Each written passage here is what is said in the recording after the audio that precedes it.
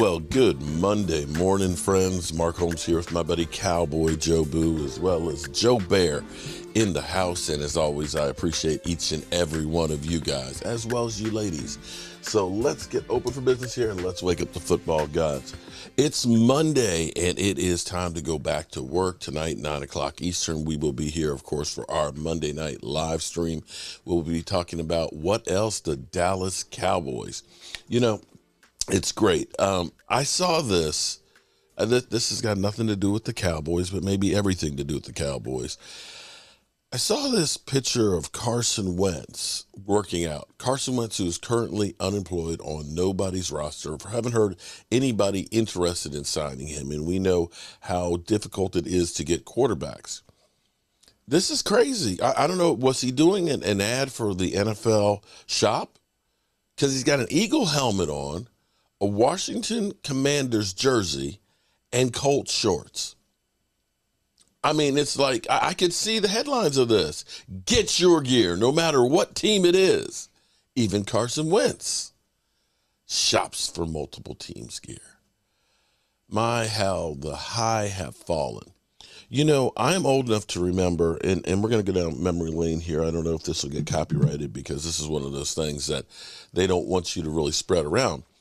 But I remember a few years ago, because what always seems to happen, there's the Dak-isms, as the Cowboys are now talking, the two sides have talked a bit about a new contract, so that way they get cap relief next year and cap relief to maybe make that run, to try and get some more players.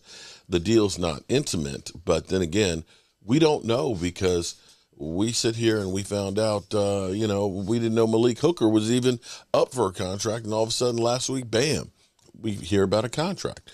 So nothing surprises me now with what Catboy's doing. That's right. Yes, game time. Leave Catboy alone, okay? Until he really pisses Zach Martin off to the point where Zach says, trade me, and he's gone. Just let's let him try and do some work. But we always have the Dak-isms. And see, now the Dak-ism, of course, is interceptions. And trust me, if they had anything else negative to say about Dak, they would. It used to be the dink and dunk, then it was the empty calories and stuff, and then it was can't win a playoff game. Now it's interceptions, and I'm betting that next year it'll be a new one that'll come with because Dak will basically wipe that interception thing out.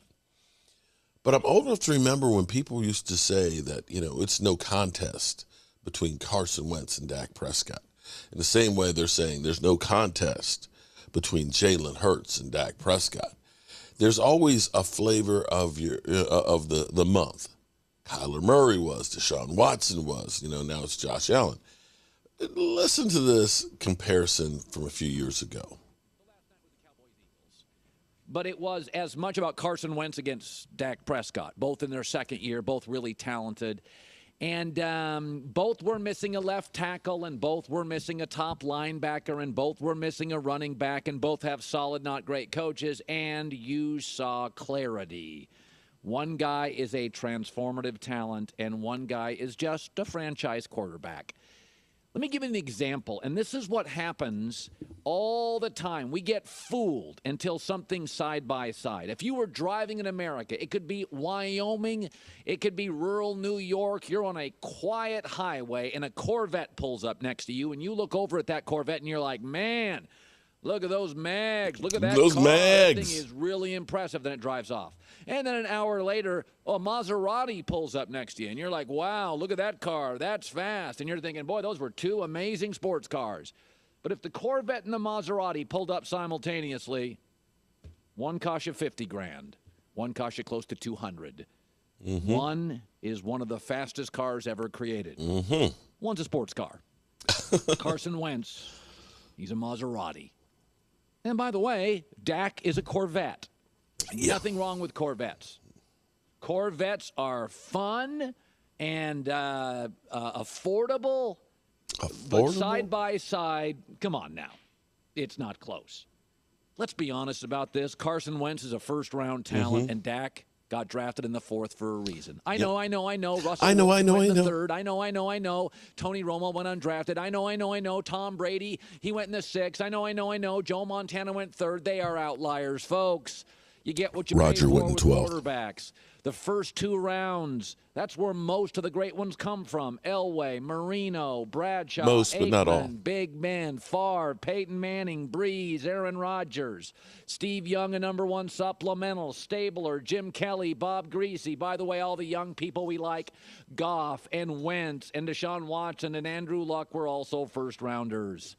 Come on, man. You sized those guys up last night. Dak was missing a left tackle, so was Wentz. Dak missing a top linebacker, so was Wentz. Dak missing a running back, so was Wentz. Both have solid coaches. And on the road, Carson Wentz is absolutely unbelievable. If you had a checklist of what you want your quarterback to be, size, one of these guys is 6'2", 230. The other is 6'5", 240, and more athletic, and has a better arm, and has better feet, and has a next-level it quality. You put talent on the same field. I think that's enough of that one. Colin, you were wrong. Yeah, my how the mighty have fallen. So moving on from there, let's get to the Cowboys. I point that out because we have forever and ever and ever, or not me, some people have forever tried to bury Dak Prescott. You know, I remember after this rookie year that people were saying he'll be flipping burgers in 2 years and things like that. You know, it's always been Dak Prescott is not the guy. Dak Prescott, he's a bum. Dak Prescott drafted in the 4th round. Dak Prescott just can't do this, that, and the other, and yet he's still there. Now, the Cowboys, with him fully healthy, and if you ask me, it looks like Dak is really moving around a lot better. And I will say Dak Prescott's trash-talking game is to the next level. And I can't wait to see the talking shows to see if they talk about the disrespect from Leighton Vander Esch of knocking the football out of Dak Prescott's hand. That was after, of course, Dak Prescott got back in the end zone because he's lighting up the defense, talking trash and taking names and pissing off the defense. You know, I love it. I absolutely, positively love it that Dak ain't timid. Dak's going to be in your face. Dak's going to be in the huddle. And I can picture it in the huddle because when you're feeling it in the game, when you're feeling it in practice, when you know you are those guys, that's when you start saying, let's F with them. We're going to F with them. Look, we're going to go ahead and go take out Leighton Vander Esch. So watch. I'm going to go over. I'm going to talk some smack to him. That's what I'm going to do. And like, come on, man, come on. And you go over and you do exactly what you said you were going to do. And boom, you piss them off. Because the thing about this is this motivates the offense and then it motivates the defense. Because now you're on the defensive side. You're on the defense. You're like, oh, my God, man. Dude, what are you doing, man? I am sick and tired of listening to Dak Prescott talking. We got to stop them. And you step up your game. You step up your game and intensity to meet those guys. Everybody's trying to make that the sky is falling for the Cowboys, that, you know, everything is just awful, that they can't seem to get anything right. But I tell you, this team is feisty. This team is spicy. This team is fast. They are physical. They have a little bit of arrogance to them. This, to me, is exactly what you want to see. Exactly. Football, believe it or not, they try and make it out to be the sport of kings, to make this respectful, genteel. That's not what football really is. I don't care how they try and make it look and sanitize. Football is as brutal as it gets. Football is savagery. Maybe it's not as hardcore as it was back in my day. They've changed the rules so, you know, you can't dive for the knee like you used to. But it's still about knocking the guys off the block. It's about being stronger. It's about imposing your will. And imposing your will is not saying, excuse me, can you get out of the way? It is running the F through you. And you've got to have that attitude. And the Cowboys, they're getting that attitude. you can see Micah Parsons, who is the de facto general on the field. And I will say, Micah Parsons isn't as raw as Charles Haley was.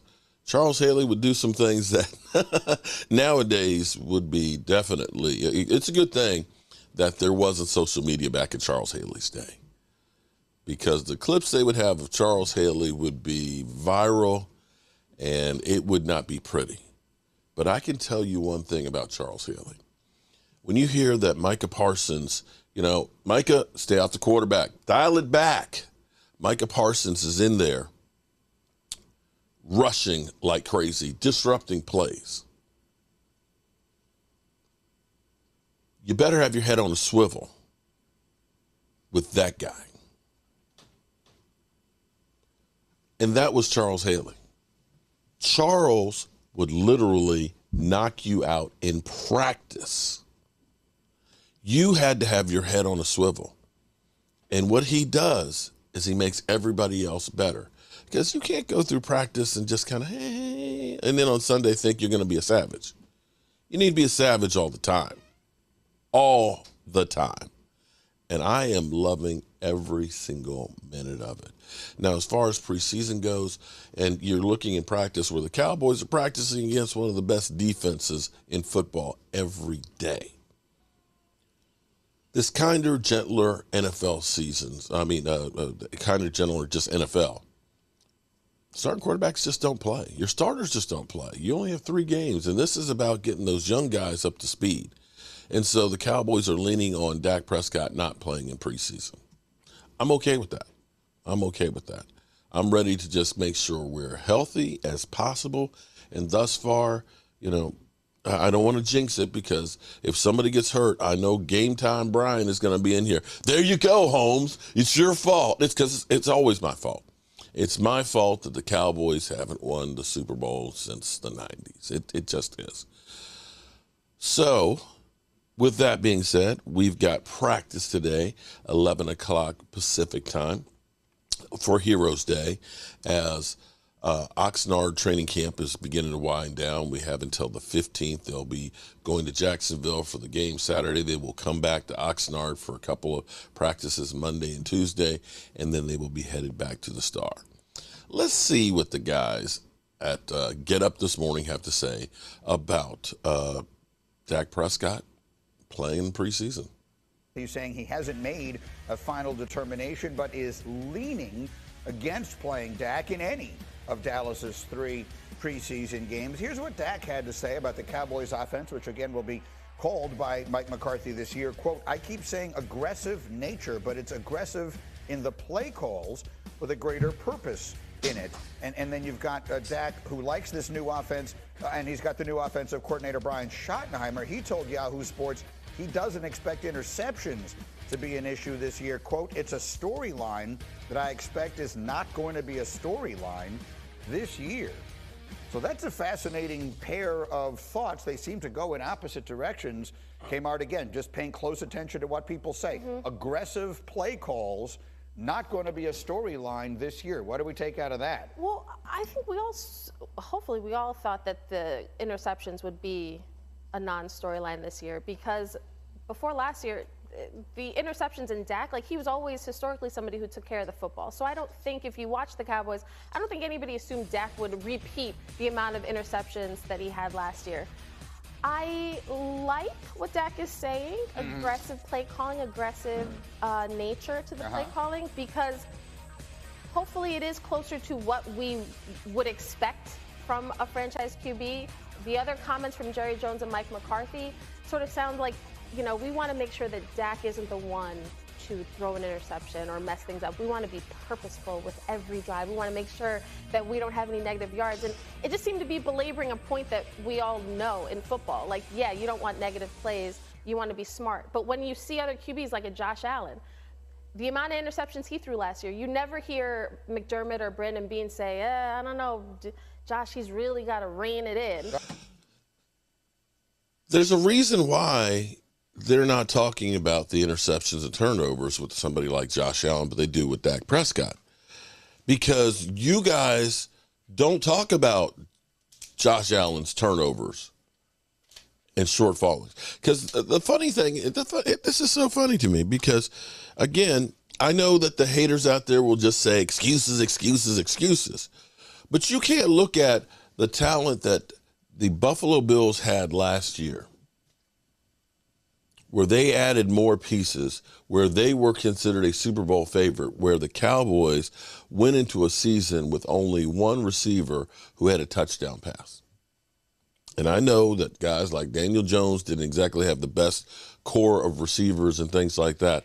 But when you go through and you look at the difference between, because the new hot thing is Dak Prescott is Kirk Cousins. Well, Kirk Cousins has always had an elite receiver all the time, has always had great tight ends, has always had a great running back. You can't really look at that and say that that's apples to apples. It's just not.